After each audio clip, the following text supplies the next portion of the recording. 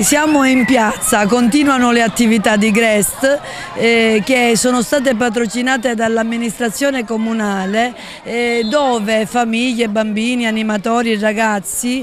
stanno dimostrando di volere veramente fare crescere questo territorio nella giusta direzione che, come sempre abbiamo detto, è quello della bellezza.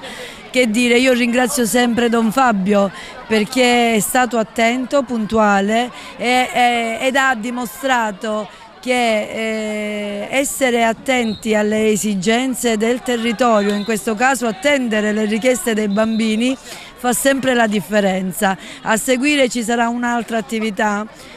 promossa sempre dall'amministrazione comunale di concerto con le attività presenti sul territorio,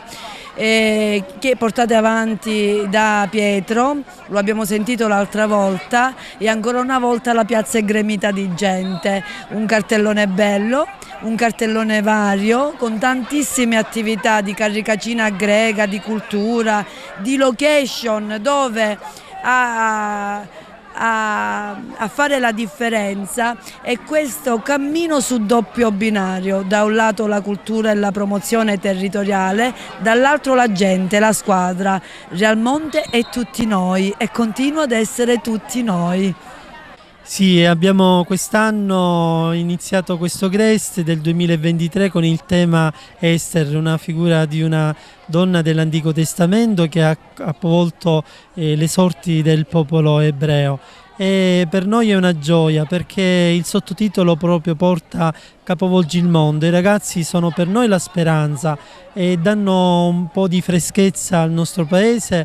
portano gioia con i canti, i momenti dei laboratori e i giochi, ed è necessario scoprire che proprio in questo periodo ultimamente Papa Francesco ha fatto la giornata mondiale dei nonni e quindi vuole essere un dialogo dei giovani e i nonni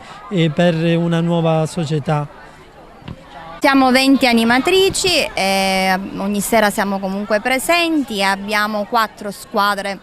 con 4 colori diversi, le squadre sono un po' amalgamate tra bambini piccoli e ragazzi, arrivano fino a 12-13 anni. È una bella sfida, quest'anno appunto il Grest è dedicato a Ester e con lei vogliamo capovolgere il mondo e siamo qui pronti a farlo e a farlo sotto le stelle di sera perché? Perché coinvolgiamo, il nostro obiettivo è quello di coinvolgere anche la cittadinanza di Realmonte, divertendoci con i giochi, con i balli e con pura felicità.